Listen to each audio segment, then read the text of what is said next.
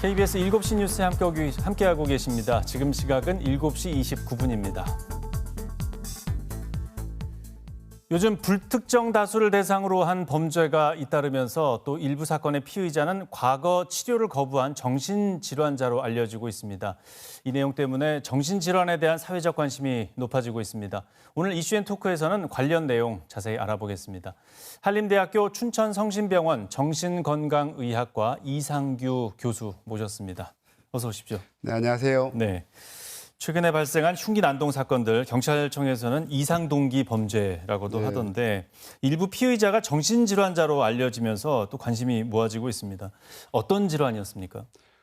지금 이제 밝혀진 그 과거력이 있던 분은 사실은 제가 한 명 정도로 파악하고 있고요. 네. 저도 이제 직접 뵌 건 아니니까요. 근데 아마 그 뉴스에서만 저도 보고 가는 정보이긴 합니다만 조현성 인격 장애라는 진단을 받았고 그 치료를 3년 전에 중단하시고 그다음에 이제 치료받지 않고 있었던 걸로 좀 판단이 됩니다. 네. 그런데 이제 그 조현성 인격장애라고 얘기하는 그 병은 인격장애 한 파트이긴 해서요. 그게 이제 범죄랑 그렇게 연관이 많이 있을까 많이 고민도 합니다만 아마도 그 당시는 조현성 인격장애였고 이 이후에 이제 여러 가지 그 뭐 환경적이라든가 어떤 여러 가지 치료받지 않으면서 증상이 악화되고 그래서 아마 조현병으로 진화가 된 것이 아닌가 그렇게 생각이 듭니다. 예. 그럼 범죄의 그 조현병 치료 여부가 좀 영향을 많이 미쳤다고 보십니까? 사실은 이제 그 점이 제일 중요한 것 같습니다.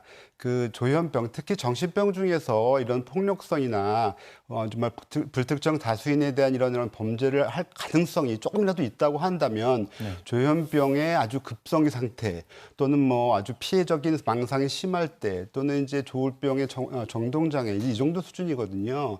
그래서 아마 이분이 이제 갖고 있는 이런 그 증상들이 이제 계속 있는 건 아니니까요. 그런데 아마도 이제 최근에 치료를 받지 않으면 그 증상이 조금씩 더 악화되면 이제 생각이나 망상이 좀 더 구체화될 수도 있고 또 피해 의식이 더 많아질 수도 있고 그러면 이제 이런 주변 모든 사람에 대한 여러 가지 그런 망상적인 어떤 생각들이 자신의 이런 조절할 수 있는 능력을 떨어뜨리게 되거든요. 그래서 이제 약물 치료나 이런 전반적인 정신과적 치료가 중단되고 나면 위험이 증가하는 것만은 사실이긴 합니다. 예. 지금 사법 입원제도 얘기가 나오고 있는데요. 그러면 과거에 이런 경우에는 강제적으로 입원하는 방법이 별로 없었습니까? 아닙니다. 강제라고 하기보다는 이제 지금 정신과에 입원을 할 수 있는 이런 유형은 세 가지가 있는데요.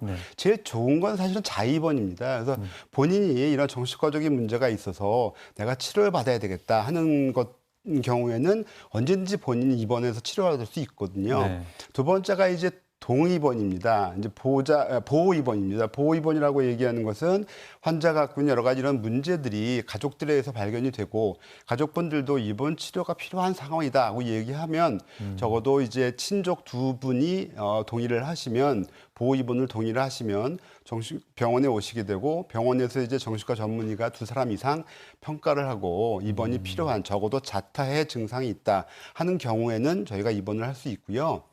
세 번째는 이제 응급입원입니다. 응급입원은 뭐 대부분 이런 이 정신과 병원에 폐쇄병동에 입원하는 경우에는 이제 꼭 동의가 필요합니다. 근데 이제 그 동의가 필요하지 못한 경우에는 환자가 자타 위험이 너무 심한 경우에는 이제 경찰분이나 또는 이제 주변 사람들의 어떤 이 요구로 의해서 병원에 모시고 오고 병원에 모시고 와서 정신과 의사가 진단을 내리면 입원할 수 있습니다. 근데 이제 그렇지 않은 경우가 많이 있죠. 예를 들면 가족분들이 없거나 가족분들이 너무 관리를 하지 못한 상황이 되거나 또 보호자분들이 너무 이제 연세가 많거나 해서 관리가 안 돼서 본인은 입원하지 않겠다. 이제 이런 경우에는 또 바깥으로 드러나지 않는 경우에는 이것이 이제 문제가 될 수 있거든요. 이제 그런 경우에 이제 외국 같은 경우에는 전반적인 이런 입원 결정을 판사 결정을 하고 이렇게 치료를 받는 게 좋겠습니다는 치료 명령제를 내리는 경우가 있거든요. 그래서 그런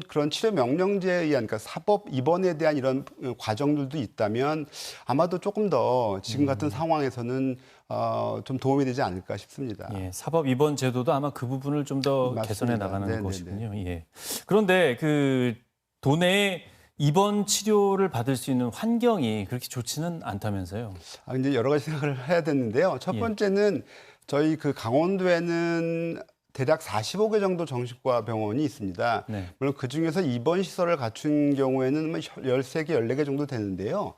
전체 입원 병상은 다른 지역에 비해서 적지는 않습니다. 네. 문제는 이제 응급한 상황 또는 이제 어떤 그 응급할 때 대처할 수 있을 만한 입원 병동이 마련되어 있고 또 언제든지 그런 상황에서는 입원한 과정들이 적절히 잘 진행이 되어야 하는데 네. 이제 그런 점에서는 좀 강원도가 좀 부족한 부분이 좀 있습니다. 그래서 아마도 조만간에 강원도 내 광역 응급기관을 따로 지정을 하고 응급병동을 따로 두는 걸로 지금 그런 과정을 아마 밟고 있는 걸로 알고 있습니다. 예, 또 이번 사건을 계기로 이런 부분들에 대해서 좀 민감하게 많은 분들이 지켜보시는 것 같은데 또 정신질환자를 또 어떤 사회적 낙인으로 잠재적 범죄자로 낙인 찍는 분위기가 또 없잖아 있는 것 같습니다. 이런 부분에 대해서 끝으로 의견이 어떠신지 짧게 네, 부탁드립니다. 맞습니다. 제가 제일 걱정하는 부분이 바로 그건데요. 두 가지 문제가 있습니다. 하나는 지금 말씀드렸듯이 여러 가지 이런 정말로 그 불특정인에 대한 그 이 동기 이상 범죄라고 저희가 얘기하잖아요. 동기가 없어 보이지만 사실 동기가 있긴 하거든요.